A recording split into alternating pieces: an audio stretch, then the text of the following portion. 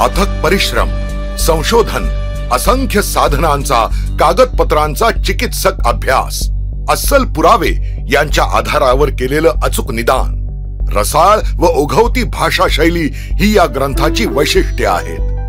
हा एक संदर्भ ग्रंथ म्हणून अवघ्या महाराष्ट्रात मानला जातो. शिवचरित्राचा रस कायम ठेवून प्रत्यक्ष पुराव्यांसह विद्वत्तापूर्ण शोधावर आधारित असा हा ग्रंथ आहे.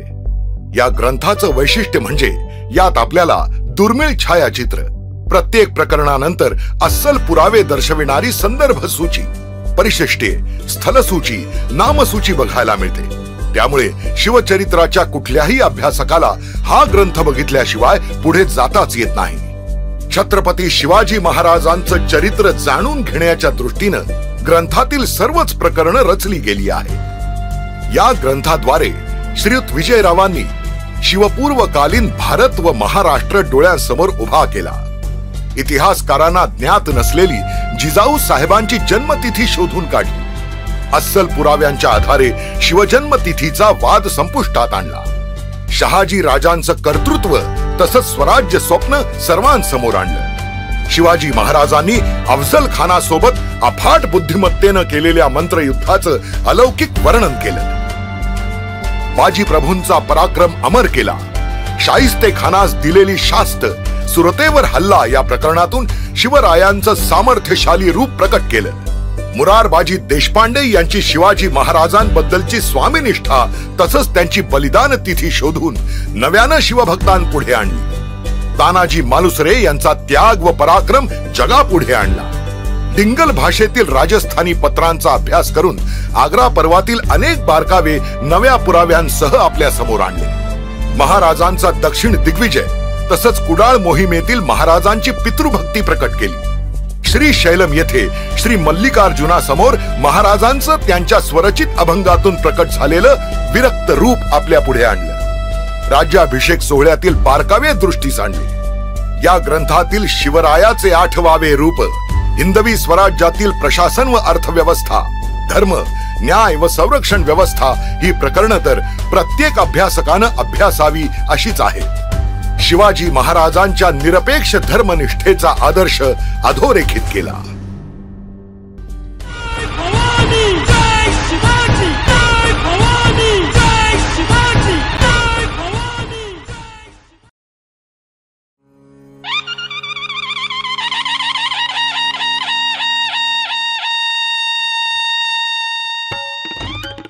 पुण्यश्लोका शिवस्वरूपा महाराष्ट्र भूपती. पुण्यश्लोका शिवस्वरूपा महाराष्ट्र भूपती. विवार मुजरा तुझ युग पुरुषा, जय शिव छत्रपती, जय शिव छत्रपती. छत्रपती शिवाजी महाराज की जय. संपूर्ण जगातील सगळ्या शिवभक्तांना स्वस्ती. श्री शिवराज्याभिषेक 351व्या शकाचा आज आरंभ होतो आहे. या अत्यंत मंगल दिनाच्या मनपूर्वक शुभेच्छा. छत्रपती शिवाजी महाराजांच्या 350व्या राज्याभिषेक वर्षानिमित्ताने छत्रपती सेवा प्रतिष्ठान नागपूर पुणे यांच्या मार्फत शककर्ते शिवराय या द्विखंडात्मक शिवचरित्राची शिव आवृत्ती प्रकाशित करण्यात आली आणि या वर्षभरात सगळ्या शिवभक्तांनी उदंड प्रतिसादाने या शिव आवृत्तीचे सर्वत्र उत्साहाने स्वागत केले. त्याबद्दल सर्व शिवभक्तांचे आभार व्यक्त करतो. शककर्ते शिवराय ऑनलाईन व्याख्यानमाला हा देखील उपक्रम या वर्षानिमित्ताने चालवण्याचा प्रयत्न छत्रपती सेवा प्रतिष्ठान यांनी केला. त्याचा समारोप आजच्या दिवशी आपण करीत आहोत आणि या समारोपाच्या व्याख्यानाला आपल्याला आज वक्ते म्हणून लाभलेले आहेत अमरावतीचे सुप्रसिद्ध वक्ते, भागवतकार, समर्थ भक्त श्रीयुत श्यामराव काका देशपांडे. श्यामराव काका हे मूळचे मेहकरचे. बँक ऑफ बडोदामध्ये ते अधिकारी म्हणून सेवानिवृत्त झालेत. पण त्यांना कुशाग्र बुद्धिमत्तेची देणगी जन्मजातच मिळालेली होती आणि त्याला त्यांच्या अभ्यासाची आणि व्यासंगाची जोड मिळाली. आणि समर्थ रामदास स्वामी, संत तुकाराम महाराज, महाभारत, रामायण, भागवत, दासबोध इत्यादी विषयांवर व्याख्यानं त्यांची अनेक गावात संपन्न झालेली आहे. दुसरं त्यांचं वैशिष्ट्य म्हणजे शिवकथाकार श्रीयुत विजयरावजी देशमुख यांचा सहवास त्यांना तरुण वयापासूनच लाभला. अमरावती, नागपूर येथील त्यांची छत्रपती शिवाजी महाराजांवरील 8 दिवस चालणारी व्याख्यानमाला श्रोता म्हणून ऐकण्याचे भाग्य त्यांना मिळाले. त्यांच्या घरी देखील शिवकथाकार श्रीयुत विजयराव देशमुख, उपाख्य सद्गुरुदास महाराज यांचे वास्तव्य अनेक वेळा झाले. या सहवासातून, चर्चेतून आणि त्यांच्या अभ्यासातून जे संस्कार झाले त्यांनी श्यामकाकांच्या व्यक्तिमत्वाच्या घडणीत एक महत्वाचा वाटा निभावलेला आहे. असे हे अभ्यासू व्यक्तिमत्व आज आपल्याला लाभले आहे. आणि राज्याभिषेक हा जसा गागा भट्टांनी शास्त्रसंमत वेदोक्त पद्धतीने आणि धार्मिक सर्व प्रथा परंपरांनुसार ज्येष्ठ शुद्ध त्रयोदशी या सुमुहूर्तावर केला, त्याचप्रमाणे या राज्याभिषेक विधीचे याच धार्मिक अंगातून वर्णन ऐकण्याची संधी आज आपल्याला लाभली आहे. मी श्रीयुत श्यामकाका देशपांडे यांचे हार्दिक स्वागत करतो आणि त्यांना विनंती करतो की त्यांनी आजच्या आपल्या व्याख्यानाला आरंभ करावा. जय जिजाऊ, जय शिवराय. ब्रह्मानंदं परमसुखदं केवलं ज्ञानमूर्तिं द्वन्द्वातीतं गगनसदृशं तत्त्वमस्यादिलक्ष्यम् एकं नित्यं विमलमचलं सर्वधी साक्षिभूतं भावातीतं त्रिगुणरहितं सद्गुरुं तन्नमामि. गुरुर्ब्रह्मा गुरुर्विष्णुर्गुरुर्देवो महेश्वरः गुरुः साक्षात् परब्रह्म तस्मै श्री गुरवे नमः. श्री सद्गुरुनाथ महाराज की जय. छत्रपती शिवाजी महाराज की जय. छत्रपती संभाजी महाराज की जय. परम पूजनीय सद्गुरूंच्या चरणी साष्टांग वंदन करून छत्रपती सेवा प्रतिष्ठान तर्फे हा जो एक प्रकल्प, ही एक व्याख्यानमाला सुरू केली गेलेली आहे. शक्य करते शिवराय व्याख्यानमाला ऑनलाईन अनेक पुष्प त्यातली झाली आणि त्यामध्ये एक पुष्प समर्पण करण्याची संधी मला मिळते आहे, हे माझं परम भाग्य समजतो. तसा कालदृष्टीने सुद्धा कालाचा विचार करता ही अत्यंत उत्तम पर्वणी आहे. कारण शिवराज्याभिषेक पर्व हा विषय मला मांडायला सांगितलेला आहे. शिवरायांच्या जीवनाचा एकंदर विचार केला तर त्यांच्या जीवनात अनेक पर्व आहेत, सगळीच महत्वाची आहेत. कोणतंही त्यातलं असं नाही की ज्यामध्ये आपल्याला वाचताना काही रस वाटणार नाही. शिव जन्मपूर्वकालीन भारतापासून सगळे प्रकरण, आग्रा पर्व घ्या, शाहिस्तेखान पर्व घ्या, अफजल खानाचं पर्व घ्या, प्रतापगड पर्व घ्या, पुरंदर पर्व घ्यावं, कोणतंही पर्व आपण घ्यावं, ते इतकं सुंदर रीतीने शककर्ते शिवरायामध्ये मांडल्या गेलेलं आहे. आणि त्या सर्व शककर्ते शिवरायावरून ही व्याख्यान मला ग्रथित केल्या गेलेली आहे. आपण माझ्या वाट्याला जे आलेलं आहे शिवराज्याभिषेक पर्व असा विषय घेऊन काही वेळ आपण ही मांडणी करणार आहोत. त्याचं कारणही आहे, यंदा छत्रपती शिवाजी महाराजांच्या राज्याभिषेकाला 350 वर्ष पूर्ण होणार आहेत. तिथीने ज्येष्ठ शुद्ध त्रयोदशी, त्यावेळेला तारीख होती 6 जून, त्यावेळेला 20 जून येते तारखेने, पण तिथीने धरूया जरा ही आपण की आता 20 तारखेला ज्येष्ठ शुद्ध त्रयोदशी असा रायगडाची तिथी आणि तारीख आहे. शनिवार आहे त्या दिवशी. आपण ते आपल्या उपलब्ध वेळेत जसं आपल्याला बसवता येईल आपण प्रयत्न करूया जास्तीत जास्त मांडणी करण्याचा. पण हे पर्व अत्यंत दैदिप्यमान आहे.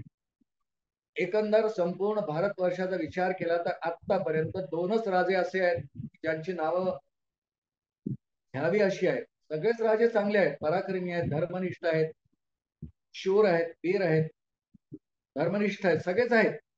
पण त्रेतायुगात झालेले प्रभू रामचंद्र हा एक राजा आणि कलियुगात झालेले छत्रपती शिवाजी महाराज याशिवाय अन्य राजांचं नाव तेवढं नाही. आणि म्हणून छत्रपती शिवाजी महाराजांच्या राज्याभिषेकाचं एक अनन्यसाधारण असं महत्व शोधेवर आहे. या सर्व प्रकरणाचा विचार आपल्याला करताना मध्ययुगामधल्या सर्वात महत्वाची घटना जर काही असेल इतिहासाच्या दृष्टीने तर ती शिवराज्याभिषेक आहे, असं सर्व इतिहास संशोधकांनी एकसुराने मान्य केलेलं आहे. शिवराज्याभिषेक जर झालाच नसता तर आज आपण ज्या परिस्थितीत राहत आहोत ही परिस्थिती कधीही आपल्याला आकलन झाली नसती, राहता आलं नसतं. त्याच्याविषयी पुष्कळ काही सांगण्यासारखं आहे, पण आपल्याला शिवराज्याभिषेक विशेषतः ऐकायचा आहे. मी एकच गोष्ट बोलेन, शककर्ते शिवरायाच्या आधारावर ही व्याख्यानमाला असल्यामुळे जे श्रोते या व्याख्यानमालेचे आहेत पूर्वीचे आणि आजही जे जॉईन होतात आहेत त्यांनी एकदा शिवपूर्वकालीन भारत हे प्रकरण मनापासून वाचावं. अंगावर शहारे येतात अशा सुंदर पद्धतीने परमपूजनीय सद्गुरुदास महाराजांनी वर्णन केली आहेत. मूळ पुराव्यांच्या आधारे, कागदपत्रांच्या आधारे संशोधनपूर्वक ती सगळी मांडणी केली असल्यामुळे आपल्याला वाचताना अंगावर शहारे येतात. मला ते सगळं प्रकरण मांडायचं नाहीये, पण एकंदर शिवराज्याभिषेकाची काय गरज होती, कसा काळ होता, शिवपूर्वकालीन भारत कसा होता याची श्रोत्यांना नीट कल्पना येण्यासाठी ते प्रकरण अवश्य प्रत्येकाने परिशीलन केलं पाहिजे. समर्थ रामदास स्वामींनी एक परचक्र निरूपण नावाचं 41 ओव्यांचं प्रकरण लिहिलंय. त्यात फार विदारक असं वर्णन रामदास स्वामींनी केले नाही. ही भयानक परिस्थिती होती. माणसा खावया अन्न नाही, अंथरण पांघरुण तेही नाही, अखंड चिंतेच्या प्रवाहित पडले लोक. खूप मोठं काव्य आहे आणि ही खरी परिस्थिती आहे शिवपूर्वकालीन भारतामध्ये. शिवाजी महाराजांच्या जन्माच्या आधी शिवरायांचा जन्म झाला शिवनेरीवर. बालपण त्यांचं 8-10 वर्ष शिवनेरीवर गेलं. त्यानंतर दादोजी कोंडदेवांच्या समवेत आणि राष्ट्रमाता जिजाऊ माँसाहेब यांच्या समवेत शहाजीराजांनी त्यांना पुण्याची जहागिरी त्यांना मिळाली होती आणि त्यामुळे शिवाजीराजे आता पुण्यात वाढतात. बालपण त्यांचं पुण्यात गेलं, किशोर अवस्था पुण्यात गेली आणि ह्या आधी स्वराज्य स्थापनेचा विचार शिवाजीराजांचे आजोबा मालोजी राजे भोसले यांच्याही मनात येऊन गेला होता. शहाजीराजांनी स्वतः खुद्द प्रयत्न केला होता. मालोजी राजांना तर स्वप्न दृष्टांत झाला होता की तुमच्या कुळामध्ये एक शककर्ते राजा होईल. शहाजीराजांनी आपल्या परीने प्रयत्न केले, परंतु ते फसले आपण असं म्हणू नये, असं नाही म्हणणार. पण ते बीज रूपाने रोवल्या गेले आणि तेच सगळं बीज आपल्या छत्रपती शिवाजी महाराजांच्या अंतःकरणामध्ये बालपणापासून रोवल्या गेलं. ते रोवण्याचं मोठं काम कोणी केलं असेल तर राष्ट्रमाता जिजाऊ माँसाहेब यांनी. शिवरायांचं बालपण गेलं, सवंगडी मिळाले, पुष्कळ सवंगडी, 8 सवंगडी गोळा केले. त्यात श्याम रांदेकर आहेत, मुजुमदार आहेत, असे पुष्कळ सवंगडी गोळा केले आणि या सर्वांना घेऊन रायरेश्वराला त्यांनी एक वयाच्या 14 वर्ष पूर्ण झालेल्या किशोर अवस्था असताना स्वराज्य निर्मितीचा संकल्प त्या ठिकाणी आणि हळूहळू कारवाया सुरू झाल्या. आदिलशहांना या कारवाया कळत होत्या, कारण आदिलशहाच्याच साखरीमध्ये शहाजीराजे होते, पण त्यांची योजना बंगलोर प्रांताकडे होती. त्याला आदिलशहाने विचारावं बड्या बेगमांनी की हे काय चाललंय, तुमचा मुलगा काय करतोय. त्यांनी उत्तर द्यावं, कानाडोळा करावा. आतून शहाजीराजांची शिवाजीराजांना पूर्ण पाठराखण, पण वरवर दाखवायचे मला काही माहित नाही. पण तेव्हा तर ह्या डाव फसणार होता. तसं झालं आणि शिवरायांना पुढे करावं लागला. शहाजीराजांना नजर कैदेत वगैरे ठेवायला लागला. असा सगळा इतिहास आहे. पण स्वराज्याचं बाळ कडून पुढे सवंगडी खूप मिळाले, त्यातून मावळे निर्माण झाले आणि या सर्व मावळ्यांनी पुढे शिवाजीराजांना स्वराज्य निर्मितीच्या कार्यात प्रचंड असं सहाय्य केलं. त्यात सगळी पर्व त्यात येतात. कसे कसे शिवाजीराज मोठे होत गेले. पुण्यापुऱ्या 30 वर्षामध्ये आमचे छत्रपती शिवाजी महाराज एका सार्वभौम सिंहासनाचे अधिकारी झाले. स्वप्रयत्नांनी कष्टांनी आणि आपल्या सवंगड्यांच्या साथीने या सर्वांची स्वराज्यनिष्ठा राजनिष्ठा धर्मनिष्ठा इतकी बलवत्तर होती की त्यासाठी केव्हाही कोणीही स्वराज्यातला मावळा प्राण त्याग करायला तयार होत असे. गेलेच ना, तानाजी मालुसरे गेले, हरिप्रभू देशपांडे गेले, कितीतऱ्यांनी प्राण बलिदान केलं, पण शिवाजीराजांनी आपले नेटाचे प्रयत्न सोडले नाही. कारण जिजाऊ महासाहेबांचा त्यांच्यासमोर आदर्श होता आणि हे राज्य व्हावे हे तो श्रींची इच्छा, ही परमेश्वराची इच्छा. जिजाऊ महासाहेब दादोजी कोंडे हे कणखरपणे पाठीशी होते. बालपणापासून शिवाजीराजांना सगळं शिक्षण शस्त्रास्त्रांचं हे दादोजी कोंडेवानी दिलं आणि हळूहळू हळूहळू विस्तार व्हायला लागला. आपल्याला राज्याभिषेकापर्यंत यायचं असल्यामुळे हा इतिहास सगळा आपण नाही पाहणार, पण माझी श्रोत्यांना विनंती आहे की आपण शककर्ते शिवराय दोन्ही खंडातले सगळे भाग मनपूर्वक ऐकावे, वाचन करावे, परिशीलन करावे. जेव्हा संधी मिळेल ते कुठे कुठे मांडत जावे, जेणेकरून इतरांनाही प्रेरणा होईल की मी सुद्धा अभ्यास केला पाहिजे. आणि शककर्ते शिवरायाच्या या व्याख्यानमालेच्या निमित्ताने अनेक अनेक लहान लहान मुले तयार होतात. ही फार अभिमानाची गोष्ट आपल्यासाठी आहे. कारण हे शिवचरित्र महाराजांनी ते लिहिलेलं आहे की पूजा बांधली आहे शिवरायांची आहे ही त्या इतिहास आपल्याला श्रोते हो. शिवरायांच्या पूर्वी अनेक पराक्रमी पुरुष होऊन उत्सद्य होऊन गेले, राजकारणी होऊन गेले, तत्वज्ञ होऊन गेले. अनेकांच्या मनात स्वराज्य निर्मितीचा विचार येऊनही गेला. पण हे सगळे गुण आता आपण जे वर्णन केले या सगळ्या गुणांचा समुच्चय एकत्रीकरण छत्रपती शिवाजी राजांमध्ये पाहिला. शिवाजी राजांनी केवळ गनिमी काव्यानेच नाही तर उघड उघड रणांगणामध्ये पठारावरती मोगलांना पराभूत केलंय. आदिलशाह, निजामशाह, मोगलशाही, कुतुबशाही या सगळ्या शाह्यांमध्ये दरारा निर्माण झाला. एका कवीने छान वर्णन केलेलं आहे की शिवाजी राजांबद्दल वर्णन करताना ते म्हणतं की याचं वर्णन कसं करावं की याचा धाक आता इतर शाह्यांना वाटायला, स्वतः मोगलशाहीला सुद्धा शिवाजी राजांचा धाक वाटायला लागला. कुठीत वैश्वानर बांधवेना तैसा शिवाजी नृप जिंकवेना, फार सुंदर काव्य आहे. समुद्र याचे जल मोजवेना, माध्यान्नीचा मार्तंड पहावेना, सुंदर काव्य आहे. समुद्र याचे जल मोजवेना, माध्यान्नीचा मार्तंड पहावेना, मुठीत वैश्वानर बांधवेना, तैसा शिवाजी नृप जिंकवेना. आता शिवाजी राजांशी युद्ध करून आपण जिंकू शकत नाही. इतके स्वामिनिष्ठ सेवक त्यांच्यापाशी होते. शिवराज्याभिषेकाकडे आपल्याला प्रामुख्याने यायचंय. फक्त थोडीशी पार्श्वभूमी शककर्ते या ग्रंथाच्या आधारेच मी आपल्या समोर मांडण्याचा प्रयत्न केला आतापर्यंत. आणि पुढे अशी वेळ आली पुण्या 30 वर्षात की सर्व शाळांना धाक बसला. इतकंच नव्हे तर व्यापाराकरता भारत देशात आलेल्या डच, इंग्रज, फ्रेंच या सर्वांना सुद्धा शिवाजीराजांचा पराक्रमाचा एक धाक बसला. आणि या सर्वांनी त्यांना सार्वभौम मान्यता देण्याचा प्रयत्न केला. इसवी सन 1668 मध्ये स्वतः औरंगजेबांनी शिवाजीराजांना राजा किताब स्वतः दिला औरंगजेबाने, अशी नोंद आहे महाराजांच्या चरित्रामध्ये.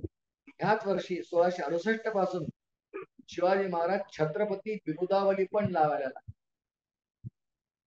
ज्या वेळा आता हे सगळं वारं वाहत आहे पण तरी देखील सार्वभौम सिंहासन आपल्या राजाला नाही ते असावं असं रयतेला वाटायला लागलं.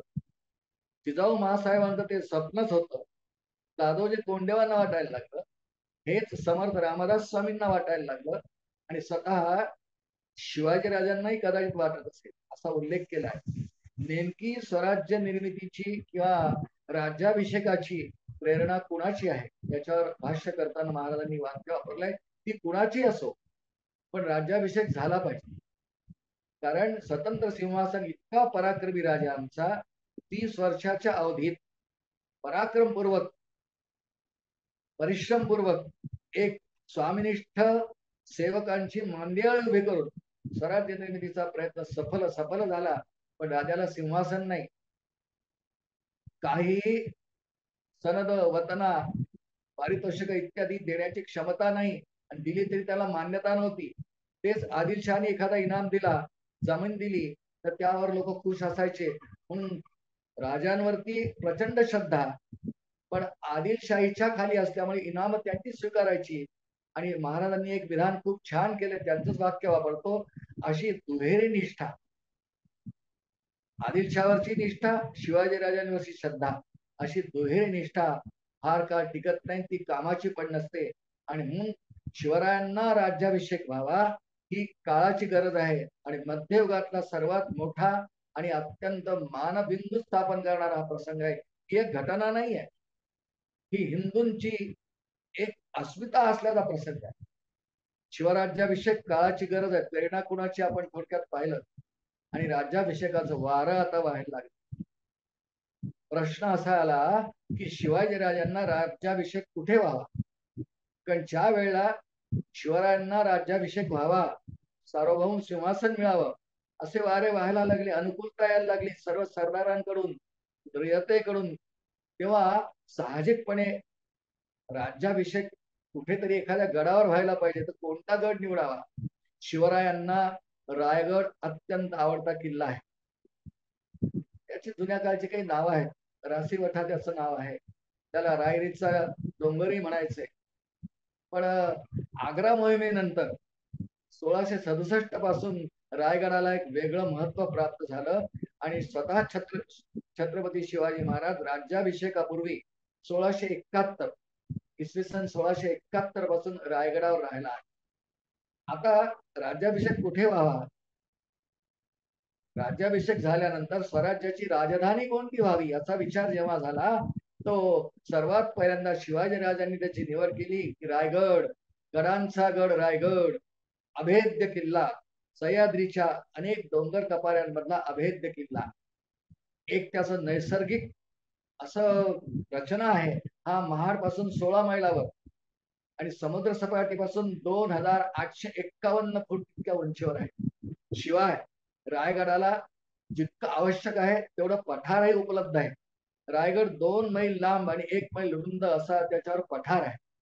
त्यामुळे त्या ठिकाणी शिवाजीराजांचा महाल, त्यानंतर राणीयांचे वासे म्हणजे राणीयांचे महाल आणि इतरही काही बाजारपेठ इत्यादी बांधण्याकरता भरपूर जागा उपलब्ध असल्यामुळे, शिवाय शिवाजीराजांच्या मते रायगड अत्यंत चौकट, शत्रूला जिंकायला अत्यंत चौकट दुर्गम किल्ला.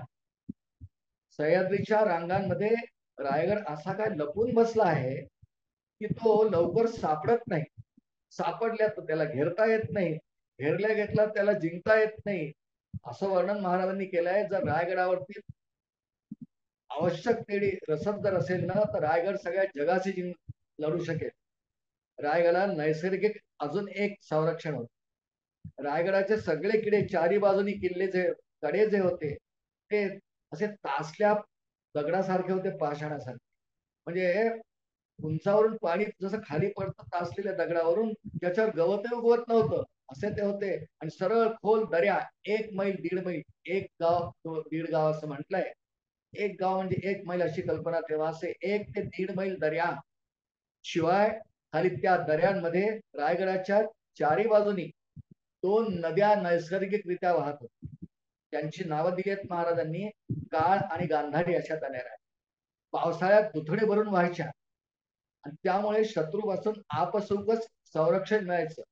शिवाय रायगड हा दोन्ही दृष्टीने महत्वाचा. एक तर या ठिकाणाहून हा कोकणात येत असल्यामुळे, कोकणाच्या सरहद्दीवर येत असल्यामुळे गोव्याकडे जाणारा मार्ग, कोकणात जाणारा मार्ग इथूनच जाणार आणि त्याचप्रमाणे दक्षिणेत जाणारी मार्ग ही इथूनच उघडणार, अशी त्याची एकंदर रचना आहे. म्हणून रायगड स्वराज्याच्या राजधानीसाठी निवडला गेला. त्याची निवड स्वतः खुद्द राजे छत्रपती शिवाजी महाराजांनी केली. आता रायगडावर राज्याभिषेक होणार. छत्रपती शिवाजी राजे ज्या वेळा राज्याभिषेकाची सर्व चर्चा सुरू आहे, छत्रपती शिवाजी महाराजांजवळ 360 किल्ले छोटे मोठे सगळे त्यांच्या ताब्यात आहेत. म्हणजे इतके किल्लेदार आहेत, ते सगळे स्वामिनिष्ठ आहेत आणि जवळजवळ 1 लक्ष सेना त्यांच्याजवळ आहे. या सगळ्या सेना, तिन्ही सेना आल्या, जलदुर्ग, जमिनीची सेना, सगळी सेना आली. सगळे मिळून जवळजवळ घोडेस्वार, पायदळ, हत्तीस्वार, सांडणी स्वार सगळे मिळून जवळजवळ 1 लक्ष सैनिक त्यांच्याजवळ आहे. आणि राजांना आता सिंहासन मिळणार, सगळ्या रयतेमध्ये आनंदाची लाट उसळलेली. राज्याभिषेकाची एकंदर योजना करण्याकरता काय कसं योजना करावी, कारण राजाला एक नक्की माहिती, अत्यंत ऐसा पाहिजे राजा कैपक्षी परमार्थी समर्थांनी वर्णन. आणि श्रीमद भगवद्गीतेत एक श्लोक आहे, 16व्या अध्यायात शेवटचा अंतिम श्लोक आहे, तस्मात् शास्त्रम प्रमाणन्ते कार्याकार्य व्यवस्थित ज्ञात्वा शास्त्र विधानोत्तम कर्म कर्तुम इहारच. राज्याभिषेक करून घ्यायचा सहज असं कोणी सिंहासन धरलं असा नाही करायचा. अतिशय शास्त्रीय पद्धतीने धर्म अनुष्ठानाखाली असा करायचा आहे.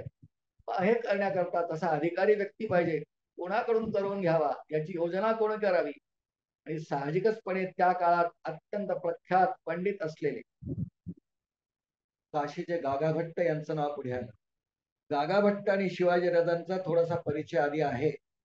इसवी सन 1664 मध्ये शेनवी जातीच्या काही भांडणाचा तंट्याचा निर्णय करण्याकरता शिवाजी राजांनी स्वतः गागाभट्टांना काशीहून बोलावलं होतं.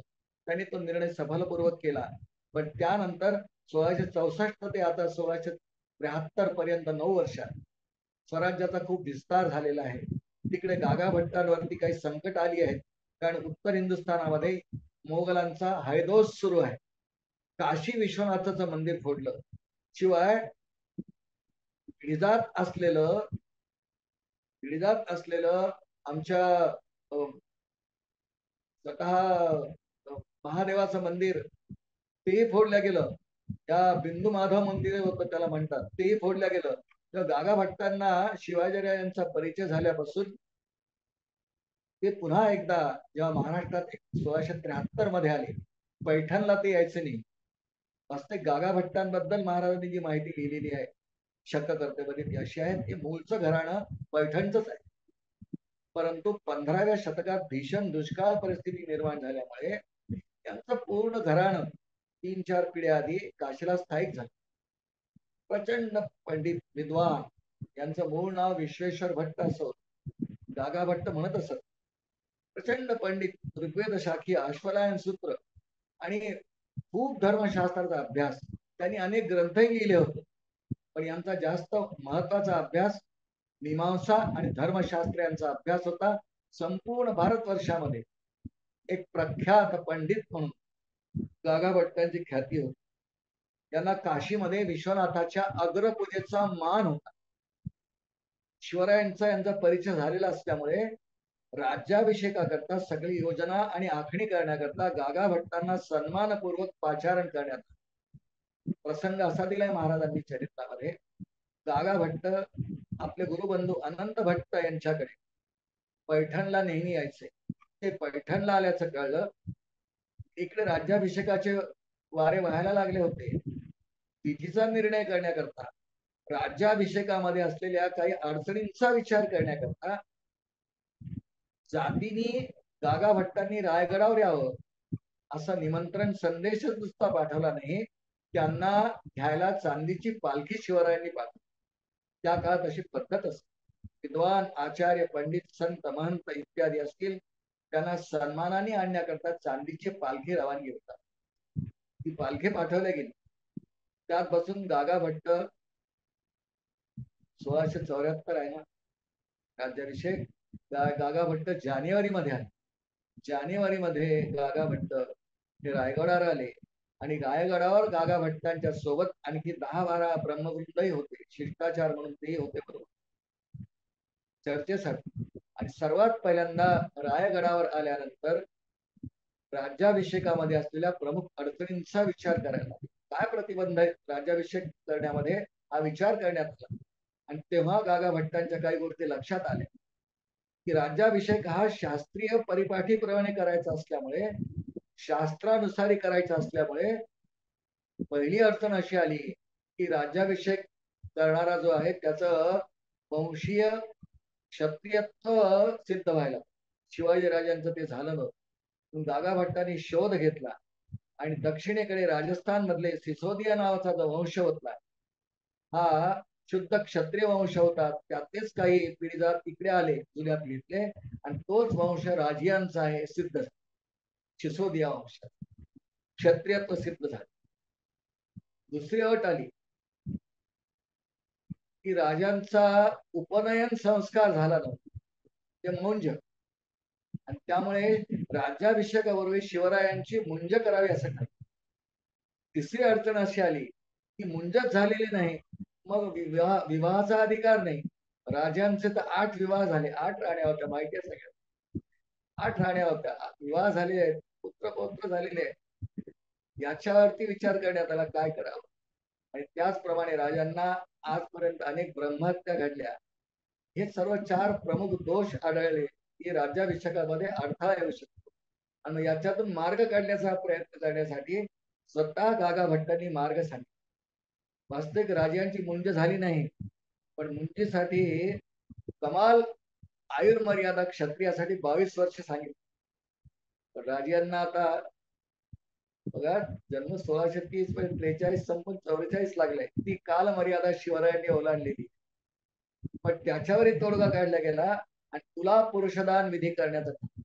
तुला पुरुषदान विधी राज्याभिषेकाच्या आधी जर केला तर त्यांनी राजांच्या उपनयन संस्कारचा दोष 22 वर्ष होऊन गेले म्हणून, आणि ब्रह्महत्यांच्या दोषातून निवृत्त. आता राहिला प्रश्न, ज्येष्ठ राणीसाहेब, कारण सईबाई साहेब नव्हत्या, त्या तर आधीच निवर्तल्या शंभूराजांना जन्म देऊन, पण सोयराबाई साहेब यांना राणीपदाचा अभिषेक होणार. त्यांचा आणि शिवरायांचा विवाह झाला आहे, पण यांची मौंज न करता विवाह केला म्हणून तो मान्यता नाही शास्त्रामध्ये. म्हणून सोयराबाई साहेबांचा शिवाजी राजांशी पुन्हा विवाह लावला गेला पाहिजे अशी योजना झाली. आणि हे सगळं ठरलं आणि तिथीचा विचार झाला, आणि गागा भट्टांनी तिथीचा निर्णय करून दिला की आनंद नाम संवत्सर ज्येष्ठ शुद्ध त्रयोदशी शनिवार दिनांक 6 जून 1674 प्रातःकाळचा मुहूर्त दिला. सूर्योदयापूर्वी 1.5 तास 5:40 असं म्हणते. सूर्योदयापासून 1.5 तास आधी इष्टघटी पळी पण दिल्या चरित्रामध्ये. हा मुहूर्त ठरला आणि आता गागा भट्टांनी मुहूर्त काढून दिल्यामुळे सगळीकडे आनंदाचं वातावरण. प्रजा आता वाट पाहतीये शिवराज्याभिषेकाच्या दिवसाची. गडांचा गड रायगड सजायला लागला. हिराज इंदुलकर गड सजवण्याच्या कामात. त्याच्या आधीच राजे जेव्हा रायगडावर राहायला आले 1671 मध्ये, त्याच वेळा त्यांनी गडाची काही दुरुस्ती इत्यादी करून घेतली सोमनाथ राजपथ, आणि ती करून घेतल्या. त्यात काही दुरुस्त्या केल्या, जसं हनुमान टाका आहे, 12 टाकी आहे, हनुमान टाका आहे, दरवाजा मुख्य दरवाजा आहे, या सगळ्या जागा नीट करून घेतल्या. शिवाय सुरक्षिततेच्या दृष्टीने गडाचे अनेक संभाव्य धोक्याचे कडे यांची सुरक्षता नीट करून घेतल्या. सगळ्या तलावांची दुरुस्त्या झाल्या. राणीवासे, राजांचा महाल हे सर्व तयार झाले, निर्मिती झाले, सजायला लागले. आणि राजांना राज्याभिषेकाच्या दिवशी सिंहासनावर आरोहण करण्यासाठी 32 मन सोन्याचं सिंहासन, रंगशाळेचे रामाजी तत्वचित्र हे करायला. त्यातले उत्तम कारागीर होते. त्यांनी अनेक या प्रकारचे शिल्प आदी निर्माण केलेले असल्यामुळे त्यांची निवड करण्यात आली. एवढं मोठं सिंहासन ते निर्माण गडावरच करणार. सगळा गड सजायला लागला. सगळीकडे आमंत्रण गेली. राजांना राज्याभिषेक होण्याच्या आधी सिंहासनावर ते बसण्यापूर्वी त्यांना अभिषेक व्हायला पाहिजे. सगळ्या योजना गागा भट्टांनी केल्या. तिथीपासून, मुहूर्तांपासून, विवाहाचा मुहूर्त, व्रतबंधाचा मुहूर्त, सगळे मुहूर्त गागा भट्टांनी पंचांगाप्रमाणे शास्त्रीय पद्धतीने धर्मशास्त्राच्या निर्णयानुसार काढून दिले. पण कार्यवाही मात्र बाळंभट्ट राजोपाध्ये, जे शिवाजीराजांचे भोसले घराण्याचे कुलोपाध्याय आहेत, त्यांच्याकडून सगळे विधी होणार. गागा भट्टांनी एकही विधी केलेला नाही, बाळंभट्टांनी केले. त्यांचा तो सन्मान आहे. त्यांच्या हाताखाली काही असतील अजून. सगळं रायगड चालायला लागला. असं वर्णन केलं महाराजांनी. हजारो लोक येणार, इतक्यांच्या राहण्याची सोय कदाचित रायगडावर होणार नाही, पण सर्वांच्या निवासाची सोय खाली करण्यात आली. रायगडाच्या पायथ्याशी आणि पाचाडला करण्यात आली. गडावरती नेमके यज्ञासाठी आवश्यक तेवढा ब्रह्मवृंद, दक्षिणा ज्यांना द्यायची असा काही ब्रह्मवृंद, रोज अन्नदान होणार त्यासाठी असलेले काही ब्राह्मण, अशी काही निवडक 10,000 माणसं गडावर, बाकी सगळी प्रजा खाली. जवळपास 60 ते 70,000 लोक आले असावेत असा अंदाज त्या काळात व्यक्त केला. किती वर्षापूर्वी? 350 वर्षापूर्वीची गोष्ट आपण. जिजाऊ मासाहेब उतार वय आहे, त्यांचा नेहमीचा निवास पाचाडला आहे. पण शिवाजीराजांना राज्याभिषेक होणार ही तर त्यांच्या मनीची कांक्षा आहे. शल्य पण आजी होती, त्यांचं पूर्ण माहेर सिंदखेड राजाचं जे कापलं गेलं होतं आदिलशाही निजामशाहीकडून, त्याला बदला म्हणून नव्हे, पण केव्हा तरी माझा पुत्र शिवाजी हे करेल अशी एक आकांक्षा घेऊन त्या जगत होत्या. आणि त्यांना कृतकृत्यतेची जाणीव करण्याचा जो क्षण आहे तो चक्षुर्वय सत्यम बघण्याचा योग यावा म्हणून त्यांना सन्मानाने रायगडावर आणण्यात आला. आणि शिवाजीराजांच्या राज्याभिषेकाची सगळी तयारी आता प्रत्यक्ष झाली आहे. सप्त नद्यांचं, सप्त सागरांचं पवित्र जल आणण्यात आलं. शिवराजांना राज्याभिषेकाच्या पूर्वी बाहेर मोठा सभामंडप जो आहे त्याचं वर्णन असं केलेलं आहे की राजांचा एकंदर राज्याभिषेक जिथे होणार ते मूळ सगळं सिंहासन जे आहे त्याची लांबी रुंदी उंची दिलेली आहे 118 फूट, 35.5 आणि 4.5 फूट असा तो, आणि 13.5 फूट, 11.5 आणि 2.5 फूट असा त्याच्यावरती सिंहासनाचा प्रत्यक्ष एक अजून सिंहासनावर ठेवण्यासाठी अशा रचना केल्या गेल्या. समोर साधारणपणे 10 ते 15,000 लोक बसतील इतका सभामंडप उभारण्यात आला. त्याला वेगळ्या वेगळ्या प्रकारे सजवण्यात आलं. खूप सजावट केल्या गेली. मखमली सगळ्या झालरी लावल्या गेल्या, कनाती लावल्या गेल्या, झुंबर लावल्या गेली. आणि त्या काळात काही आजच्यासारखे लाईट नसल्यामुळे मंद मंद प्रकाश केशरी रंगाचा करता पणत्या, दामण दिवे इत्यादी दिवे त्या काळात जी व्यवस्था होती ती करण्यात आली. साधारणपणे राजसभेचं असं वर्णन आहे की इथून 200 फूट अंतरावर पुढे 200 फूट अंतरावर पुढे मुख्य दरवाजा आहे. ह्या दरवाज्यावरती सगळी व्यवस्था, या दरवाज्याचं फार वर्णन केलंय. किती कल्पकता असावी रायगडाच्या एकंदर रचनेमध्ये, त्यावरच्या शिल्पांच्या रचनेमध्ये किती कल्पकता असावी. हा जो मुख्य दरवाजा आहे त्या दरवाजाची उंची 19 फूट, 19.25 फूट म्हटलंय, आणि रुंदी 9 फूट. कशासाठी एवढी?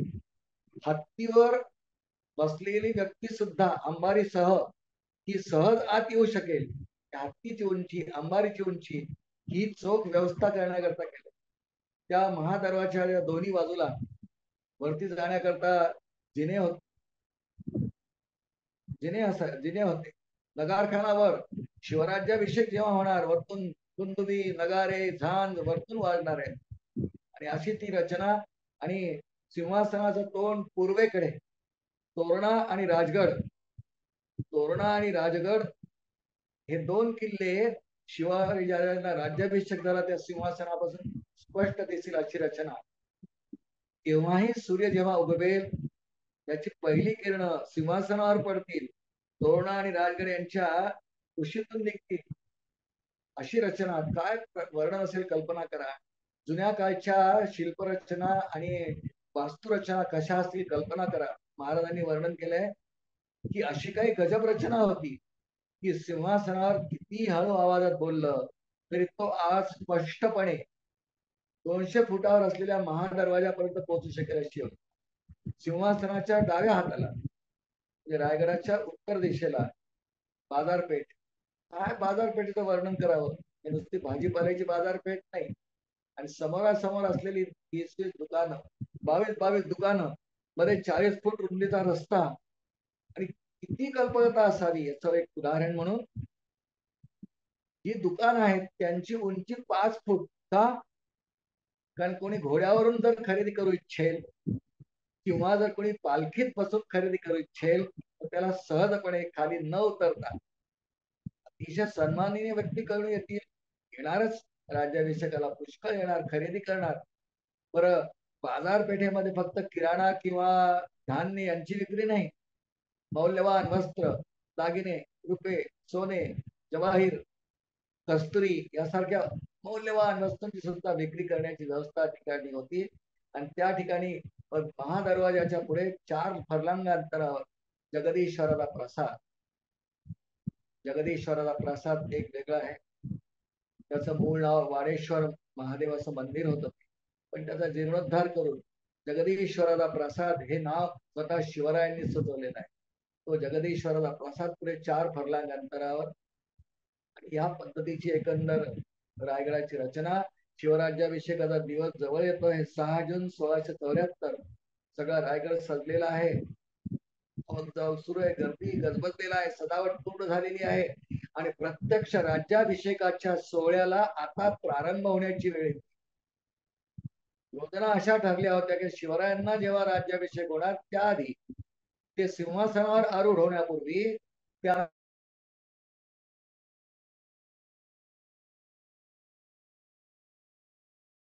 अभिषेक राज्याभिषेक होईल. त्या अभिषेकाची सगळी तयारी झाली. मगाशी आपण पाहिलं आहे की सप्त नद्यांचं जल इत्यादी आणण्यात गेलं आणि ही सगळी कार्यवाही करण्याकरता वेगळा मंडप, त्या मंडपात राजियांना त्यांच्या राणी साहेब, पट्ट राणी साहेब, सोयराबाई साहेब आणि युवराज, त्यांना युवराज पदाचा अभिषेक होणार. शंभूराजे 16 वर्ष वय आहे त्यांचं. या तिघांना आधी अभिषेक करण्यात आले. ते अभिषेक त्यांच्या सगळ्या सवंगड्यांनी घातले. काय भाग्य राजियांचं आणि त्या सवंगड्यांचं. त्याच्यासाठी प्राणाला पाण लावून कार्य केलं, स्वराज्यनिष्ठा स्वामीनिष्ठा ठेवली. त्या सगळ्या सवंगड्यांनी शिवरायांना किती कृतार्थतेचा अनुभव येत असेल कल्पना. अभिषेक सगळे करण्यात आले. त्यानंतर त्यांना मुख्य यज्ञवेदी जवळ नेण्यात आलं. त्या ठिकाणी औदुंबराची कसंदी म्हणजे फांदी ठेवलेली आहे. इथेच एक लहानसं सिंहासन आधी, त्याच्यावर त्यांना बसायचं आहे. पण औदुंबराच्या त्या आसंदीवर गुडघा टेकून, उजवा गुडघा टेकून राजे बसले आणि त्यानंतर त्यांना स्नान वगैरे झाल्यानंतर मंगल स्नान घातली गेली. सुवासिनीने औक्षवान केलं. 16 सुवासिनी आणि कुमारिकांनी औक्षवान केलं आणि त्यानंतर राजे आता प्रत्यक्ष सिंहासनावर, यज्ञवेदीच्या समोरच्या सिंहासनावर, प्रचंड मोठं सिंहासन, जे बाहेर सगळी जनता रयत वाट पाहते ते सिंहासन नव्हे, तिथे जायला अजून अवकाश आहे. आणि ह्या सगळ्या मंगलविधींची सुरुवात, यज्ञाच्या आधीची सुरुवात राजियांच्या व्रतबंधानी झाली. तारीख आहे ज्येष्ठ शुद्ध चतुर्थी म्हणजे विनायक चतुर्थी, 29 मे 1674. या दिवशीपासून राजियांच्या एकंदर राज्याभिषेक सोहळ्याचा प्रारंभ झाला. तो राजियांची मुंज झाली. चतुर्थी संपून दुपारी पंचमी लागत असल्यामुळे त्याच दिवशी तुलादान विधी इत्यादी करण्यात आले. त्यानंतर 30 मे 1674 या दिवशी शिवाजी राजे यांचा सोयराबाई राणी साहेबांबरोबर पुन्हा विवाह लावण्यात आला, संपन्न करण्यात आला. कारण शिवाजी राजांची मुंज झाली, आता विवाहाचे अधिकारी झाले, विवाह संपन्न झाला आणि आता त्यानंतर मंगल स्नान करून मग सिंहासनावर आरूढ व्हायचं आहे. सगळं शास्त्रीय पद्धतीने सुरू आहे. वेदघोष सुरू आहे, जय जयकार सुरू आहेत आणि हे सगळे विधी करता करता करता शनिवारी भारतीय कालगणनेनुसार रात्री 12 नंतर दुसरा दिवस तिथी पकडल्या जातो, सुरुवात होते. सूर्योदयाची तिथी धरतो आपण. त्यामुळं 5 जूनला संध्याकाळी विधी सुरू झाले, मुख्य अभिषेकाचे वगैरे. आणि मग प्रातःकाळ जेव्हा होणार तेव्हा राजांना अभिषेक, पण त्यावेळेला तारीख 6 जून असणार. पण सगळे विधी या आधीच्या दिवशी म्हणजे 5 जूनला सुरू झाले, रात्रभर विधी चालले. त्याप्रमाणे राजांचे सगळे विधी झाल्यानंतर राजांच्या सिंहासनाच्या आरोहणाची तयारी झाली. राजांना पहिल्यांदा शुभ्र सजवलेल्या हत्तीवरती बसवल्या गेलं. मध्यरात्रीच्या घटना आहेत, दिवस उजाडायचा आहे, झुंजू व्हायचं आहे आणि त्यांना अश्वावर बसून रथापर्यंत नेण्यात आलं, सजवलेल्या रथापर्यंत नेण्यात आलं. त्या ठिकाणी राजांनी बाण प्रक्षेपण विधी केले, रथाची पूजा केली, अश्वांची पूजा केली, बाण प्रक्षेपण विधी केले. क्षत्रियांना अत्यंत करणे, ढाल तलवार यांचं पण पूजन केलं, जे क्षत्रियांची शस्त्र आहेत. त्यानंतर राजे यांनी जाऊ महासाहेब यांना वंदन केलंय. सगळा ब्रह्मवृंद बालमभट्ट, गागाभट्ट सगळे आलेले वैदिक ब्राह्मण यज्ञासाठी आलेले, या सर्वांना वंदन केलं. जिजाऊ मासाहेबांना वंदन केलं, त्यांचा सत्कारही केला. म्हणाले, मासाहेब च्या आशीर्वादाने आजचा दिवस पाहण्याचं भाग्य आम्हाला. सगळा भाव मातृचरणी. मातृ परदैवतम शिवाजी राजांची आपल्या मातोश्री राष्ट्रमाता जिजाऊ मासाहेब त्यांच्याप्रती जी श्रद्धा आहे, त्याचं काय वर्णन करावं. बालपणापासून त्यांनीच तर घडवलं शिवराय. आज कृतार्थतेचा क्षण भोगण्याचा. त्यानंतर राजे यांना मध्यरात्रीचे सगळे प्रसंग आहेत, हे सगळे शतकर्ते शिवरायाच्या आधारे आपण बोलतो आहोत. पण एक प्रसंग मात्र मी वैकुंठवासी नानासाहेब देवांच्या ग्रंथातला बोलणार आहे थोडक्यामध्ये. त्यामध्ये असं वर्णन आहे की छत्रपती शिवरायांना प्रत्यक्ष राज्य जेव्हा सिंहासनावर रोहण करणार आहेत, तेव्हा रामदास स्वामी तिथे नाहीये. ते आदल्या रात्री म्हणजे 5 जूनच्या मध्यरात्री ते येऊन गेले. शिवरायांनी त्यांचं पूजन केलं, त्यांच्या अंगावर 11,000 होऊन उधळले. हे नानासाहेब देवांनी वर्णन केल्याप्रमाणे बोलतो आहे. शिवरायांनी आग्रह केला की महाराज प्रातःकाली राज्याभिषेक आहे, आपण असावं. रामदास स्वामींनी नाकारलं.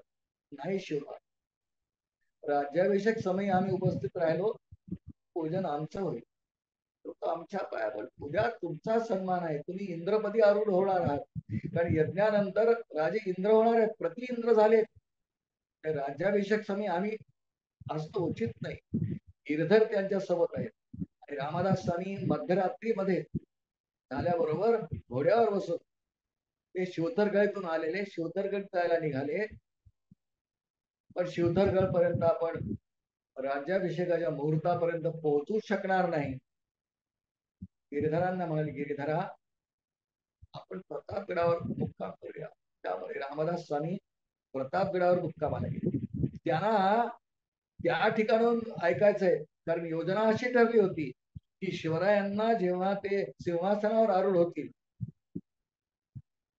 राज्याभिषेक जेव्हा होईल, त्यावेळेला त्यांच्या ताब्यात असलेल्या सगळ्या किल्ल्यांचे किल्लेदार 21 तोफांची सलामी देतील.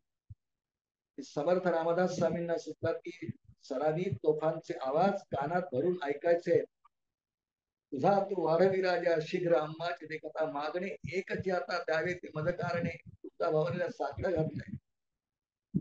त्याप्रमाणे रामदास स्वामींचा हा प्रसंग अजून पुढे थोडा पाहू आपण. मध्यरात्री येऊन गेले इकडे शिवराय. आता हळूहळू सिंहासनाकडे इकडे अभिषेक इत्यादी होऊन गेलेले आहेत. आता मुख्य सभा मंडपात ते येतात आहेत.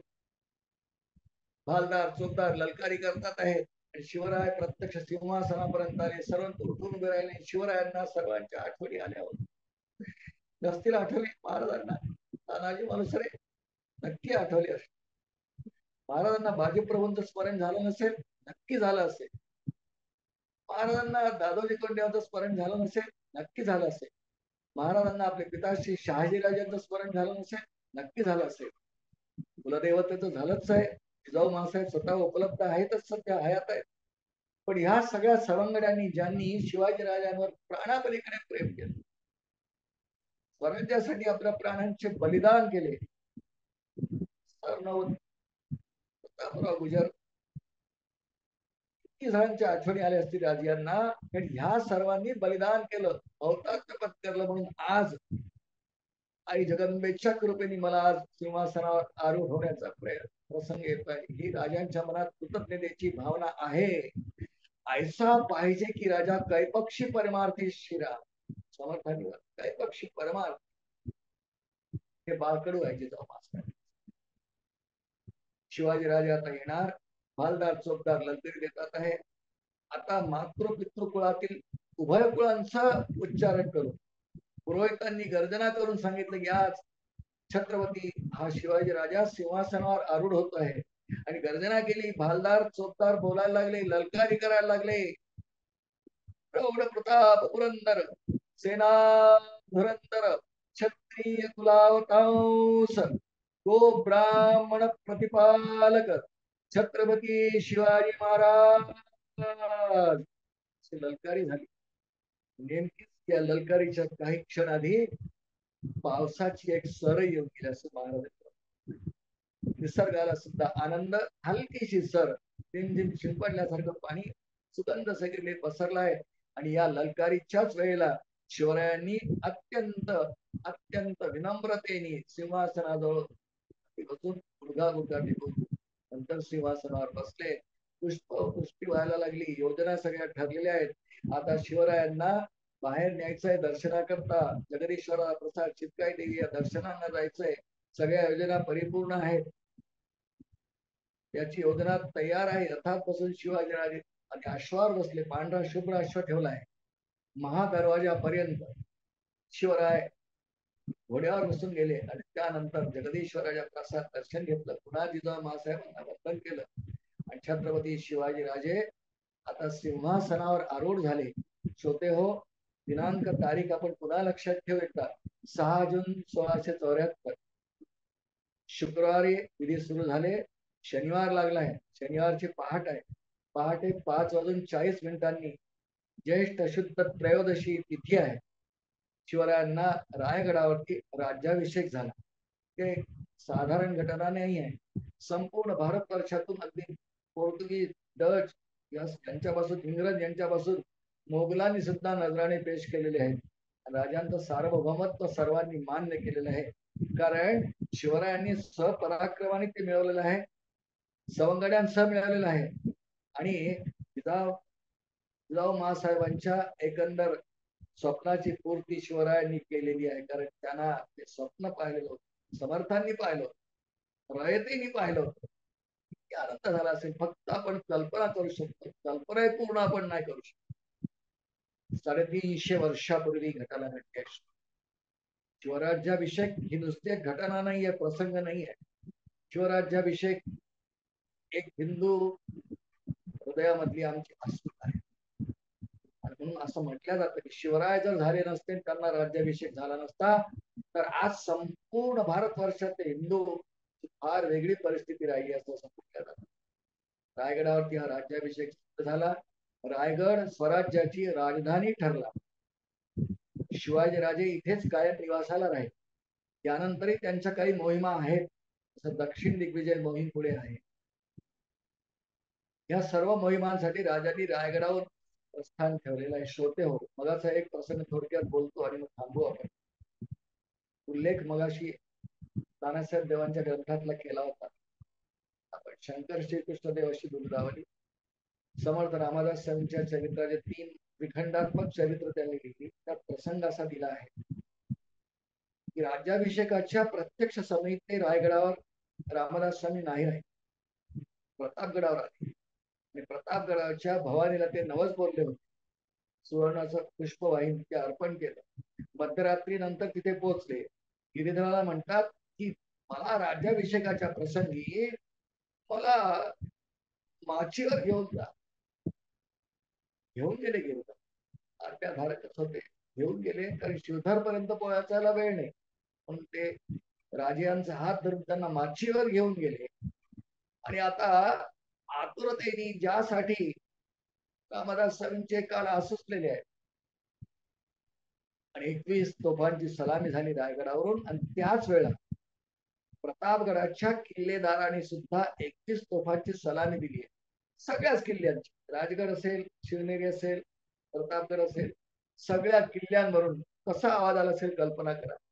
शिवरायांचे जवळजवळ 360 लहान मोठे धरून इतके गड, छोटे मोठे धरून गडांचा तोफांचा गडगडाट. पहाटे 5:40 वेळ. सगळा महाराष्ट्र जागा आहे. हो, सगळा महाराष्ट्र जागा. ह्या प्रसंगाला आता 350 वर्ष. आणि आता ज्येष्ठ शुद्ध त्रयोदशी पासून म्हणजे या 20 जून पासून 351 वर्ष सुरू होईल आमच्या राजांच्या राज्याभिषेकाचं. रामदास स्वामी गिरधरांना म्हणतात, गिरधरा मला काव्यस्फूर्ती होत काय रे, कागद आणि लेखणी घेऊन. कागद पेन तर नाही, काही भोजपत्र असतील की लेखणी, दौत, टाक, समर्थांनी लेखन क्रिया निरूपण नावाचा समाज दासबोधक लिहिलाय. गिरधर लिहित असतो. कल्याण स्वामी तर पुष्कळच लिहिलंय, पण आता गिरधरा लिही मला स्फूर्ती होतीये.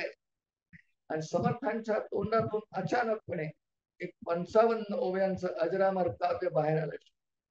स्वप्नी जे देखिले रात्री ते ते तैसेची होत असे. हिंडता फिरता आलो आनंद वनभुवन. आनंद वनभुवन काव्याचं नाव आहे, मथळा आहे. कारण आनंद वनभुवन याच्या मागे एक ऐतिहासिक घटना आहे. इसवी सन 1636 भारत भ्रमणाच्या काळात रामदास स्वामी फिरता फिरता काशीला आले, म्हणजे वाराणसीला. काशी विश्वनाथाच्या मंदिरात ब्राह्ममुहूर्तावर त्यांना स्वप्न पडलं की सिसोदिया वंशातला एक राजा अनभिषिक्त राजा होतोय, सिंहासनाधीश्वर होतोय, हे स्वप्न काशीला पडलं. म्हणून या काव्याचा प्रारंभ रामदास स्वामींनी केलाय. स्वप्नी जे देखिले रात्री ते ते तैसेचे होतसे. हिंडता फिरता आलो आनंद वनभुवनी.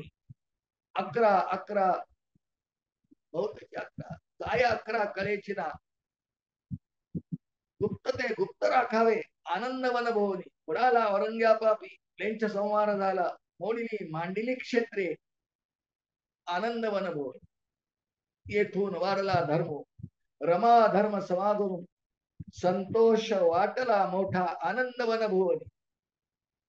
55व्यांचं काव्य. नुसतं काव्य वाचलं ते रामदास स्वामींच्या अंतःकरणात साचलेला जमा झालेला आनंद हर्ष कसा असेल याचा आपल्याला थोडासा प्रत्यय येतो. मुळात या 55 ओव्या आपण वाचाव्या. शिवराज्याभिषेकाच्या प्रसंगी त्यांनी प्रतापगडावरून लिहिलेल्या एक काव्य प्रसिद्ध आहे त्यांच्या वाङ्मयामध्ये. त्यांचा आनंदाचा प्रसंग. शिवराज्याभिषेक पार पडला. खूप अन्नदान झालं. कोणी याचक शिवरायांनी पुन्मुख पाठवला नाही. 11 दिवस सोहळा चालला. खूप अन्नदान झालं. खूप सत्कार झाले. गागाभट्टांचा विशेष सत्कार करण्यात आला, सन्मान करण्यात आला. सर्व ब्रह्मवृत्तांचा आलेल्या उपस्थित सगळ्या स्त्री पुरुषांना सुद्धा काही दक्षिणा दिल्या. अन्नदानही खूप झालं. आणि शिवराज्याभिषेक झाल्यानंतर काही प्रमुख घटनांचा उल्लेख महाराजांनी शककर्ते शिवरायामध्ये केला. शिवराज्याभिषेकानंतर महाराजांनी नवीन शक सुरुवात केली. त्याला राज्याभिषेक शक हे नाव दिलं. पण सध्या राज्याभिषेक शक 350 सुरू आहे. आपलं नाव त्यात कुठेही येऊ दिलं नाही. त्यानंतर सुवर्णाची आणि तांब्याची नाणी सुरू केली. त्या नाण्यांवर मात्र राजा छत्रपती लिहिला गेला.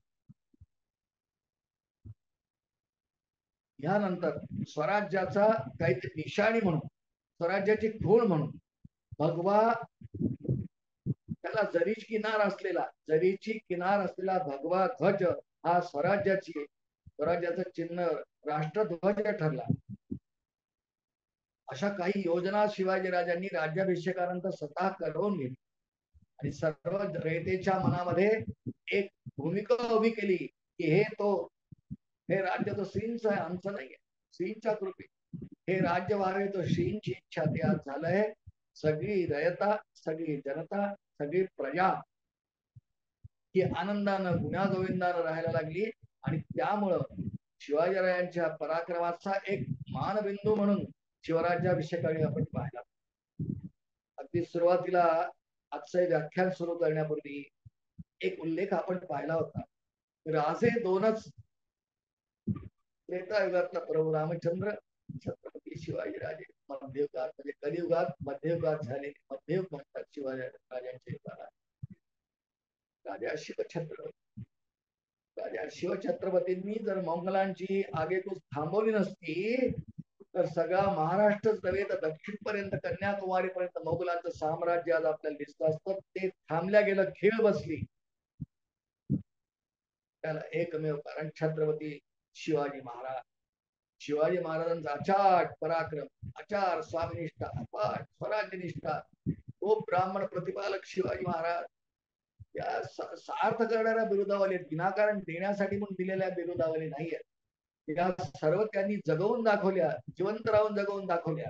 म्हणून रयतेमध्ये एक आत्मविश्वासाची लाट तिथून आली. आणि पुढच्या काळामध्ये औरंगजेब स्वतः महाराष्ट्रात दाखल झाला. 7 लाख फौजेनिशी परत जाऊ शकला नाही. त्याची कबर आपल्या महाराष्ट्रातच झाली. काय खेळ बसली, सगळी मोगली सत्ता हादरली. आणि याप्रमाणे शिवराज्याभिषेक हे एक अतिशय दैदिप्यमान पर्व. आपल्या एकंदर उपलब्ध वेळेची आपण योजना करू. इतकं संयोजकांनी मला सांगितलं गेलं त्याप्रमाणे आपण मांडण्याचा प्रयत्न केला. मला अगदी पूर्ण कल्पना आहे की हे खूप विस्ताराने महाराजांनी वर्णन केलं आहे. शिवराज्याभिषेक पर्व शतकर्ते शिवरायामध्ये खूप विस्ताराने आहे. वेगळ्या वेगळ्या पद्धतीच्या बारकाव्यांसह आहे. आपण सर्व अभ्यासक आहात. 15-16 भाग या व्याख्यान मालिकेचे झाले आहेत. पण शिवराज्याभिषेक पर्व आता जवळ आहे. पण आयोजकांनी अत्यंत कल्पकतेने बरोबर असं योजना करून हा विषय मला मांडायला सांगितलं. विनंती म्हणत नाही मी, आणि म्हणून मी स्वतःला भाग्यवान समजतो की छत्रपती शिवाजी महाराजांच्या 350व्या राज्याभिषेकाच्या प्रसंगी एक आहुती शब्दपूजेच्या निमित्ताने मलाही या महायज्ञात अर्पण करता आली. हे सद्गुरूंची माझ्यावरची कृपा आहे असं मी समजतो. आणि या ठिकाणी वाणीला विराम देतो. फक्त जय जयकार करूया. छत्रपती शिवाजी महाराज की जय. छत्रपती संभाजी महाराज की जय. जय भवानी, जय शिवाजी. जय भवानी, जय शिवाजी. श्रीराम.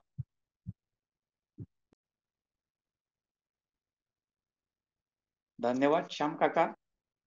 अतिशय ओघवत्या वाणीत आपण अतिशय थोडक्या वेळात आम्हाला शिवराज्याभिषेकाचे महत्वाचे पैलू विशद करून सांगितले. शककर्ते शिवराय याच्या आधाराने आपले आजचे व्याख्यान झाले. पण आपल्यातील समर्थ भक्तांनी आपल्याला समर्थांचेही स्मरण आपल्या मुखातून आम्हाला सगळ्यांना घडले. याबद्दल आपल्या प्रति खूप मनपूर्वक आभार व्यक्त करतो. शककर्ते शिवराय ऑनलाईन व्याख्यानमालेत आज शिवराज्याभिषेकाच्या 351व्या शुभदिनी शिवराज्याभिषेकाचे वर्णन आपल्यामुळे आम्हाला सगळ्यांना पुन्हा एकदा अनुभवता आले. गेले वर्षभर ही व्याख्यानमाला छत्रपती सेवा प्रतिष्ठानचे कार्यकर्ते चालवित आहेत. यातली तांत्रिक बाजू यूट्यूबवर रेकॉर्ड करून ऑनलाईन ही व्याख्यानं सगळी प्रसारित करणे, यासाठी ज्या सगळ्या कार्यकर्त्यांचे सहकार्य लाभले त्या सर्वांप्रती आभार व्यक्त करतो. छत्रपती सेवा प्रतिष्ठानचे अध्यक्ष श्रीयुत अजयराव देशमुख यांनी ही व्याख्यानमाला आयोजित करण्याची परवानगी दिली आणि त्याला शुभेच्छा दिल्या. परमपूजनीय सद्गुरुदास महाराजांचे आशीर्वाद लाभले. त्या बळावरच वर्षभर ही व्याख्यानमाला आपण चालवू शकलो. या व्याख्यानमालेच्या निमित्ताने अनेक शिवभक्तांशी संपर्क झाला. त्यांनीही उत्साहाने आणि पूर्ण सहकार्य आम्हाला दिले. त्या सर्वच वक्त्यांचे, सर्व शिवप्रेमींचे, सर्व श्रोत्यांचे या ठिकाणी आभार व्यक्त करतो. शककर्ते शिवरायची शिवआवृत्ती आपल्या सर्वांनी ज्या उत्साहाने स्वागत केले, तरी सुद्धा अजून बरेच कार्य बाकी आहे. त्यामुळे शिवचरित्राचा प्रसार हेच ध्येय मानून आपण सगळ्यांनी या प्रसारासाठी पुनश्च एकदा आपल्या सगळ्यांच्या सहकार्याने घरोघर शिवचरित्र नेण्याचा संकल्प आपण सुरूच ठेवायचा आहे, याचे फक्त स्मरण करून देतो. आणि आजचा हा कार्यक्रम छत्रपती शिवाजी महाराज यांच्या आरतीने संपन्न होईल. जयदेव जयदेव जय जय शिवराया या आरतीचे आता गायन होईल आणि आजचे हे सत्र आणि ही व्याख्यानमालेचा समारोप होईल. जय जिजाऊ, जय शिवराय.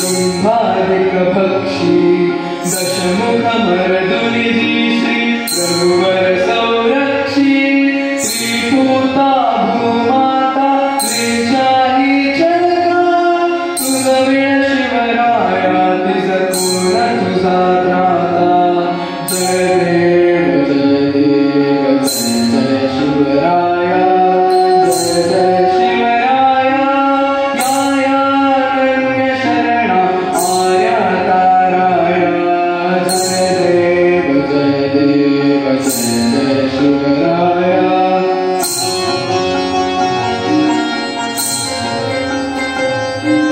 त्रस्तामी दीनामी शरण तुला आलो परवशतेच्या पाशी मरणोन्मुख झालो साधू परित्राणाय दुष्कृतिनाशाय भगवद्गीता सार्थकराय जय देव जय शिवराया जय जय शिवराया या अनन्य शरणा आर्या ताराया जय देव जय शिवराया जय देव जय शिवराया जय देव जय शिवराया.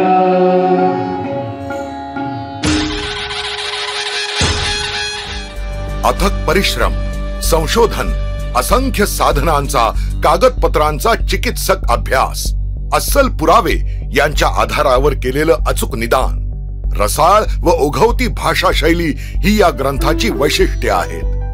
हा एक संदर्भ ग्रंथ म्हणून अवघ्या महाराष्ट्रात मानला जातो. शिवचरित्राचा रस कायम ठेवून प्रत्यक्ष पुराव्यांसह विद्वत्तापूर्ण शोधावर आधारित असा हा ग्रंथ आहे. या ग्रंथाचं वैशिष्ट्य म्हणजे यात आपल्याला दुर्मिळ छायाचित्र, प्रत्येक प्रकरणानंतर अस्सल पुरावे दर्शविणारी संदर्भ सूची, परिशिष्टे, स्थलसूची, नामसूची बघायला मिळते. त्यामुळे शिवचरित्राच्या कुठल्याही अभ्यासकाला हा ग्रंथ बघितल्याशिवाय पुढे जाताच येत नाही. छत्रपती शिवाजी महाराजांचं चरित्र जाणून घेण्याच्या दृष्टीनं ग्रंथातील सर्वच प्रकरणं रचली गेली आहे. या ग्रंथाद्वारे श्रीयुत विजयरावांनी शिवपूर्वकालीन भारत व महाराष्ट्र डोळ्यांसमोर उभा केला.